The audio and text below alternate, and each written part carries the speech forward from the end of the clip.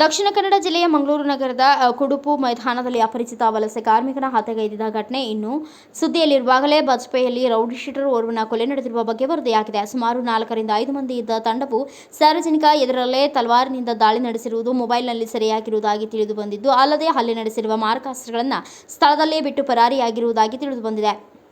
ಪ್ರಾಥಮಿಕವಾಗಿ ಸಿಕ್ಕಿರುವ ಮಾಹಿತಿಯ ಪ್ರಕಾರ ಕೊಲೆಯಾದ ರೌಡಿ ಶೀಟರ್ ಸುಹಾಸ ಶೆಟ್ಟಿ ಎಂದು ತಿಳಿದುಬಂದಿದೆ. ಈತ ಸುರತ್ಕಲ್ನ ಮುಸ್ಲಿಂ ಯುವಕ ಮೊಹಮ್ಮದ್ ಫಾಜಿಲ್ನ ಕೊಲೆ ಪ್ರಕರಣದಲ್ಲಿ ಆರೋಪಿಯಾಗಿದ್ದ ಎಂದು ತಿಳಿದುಬಂದಿದೆ. ಈ ಬಗ್ಗೆ ಸಂಪೂರ್ಣ ಮಾಹಿತಿಯನ್ನು ಪೊಲೀಸರು ಇನ್ನಷ್ಟೇ ನೀಡಬೇಕಿದೆ.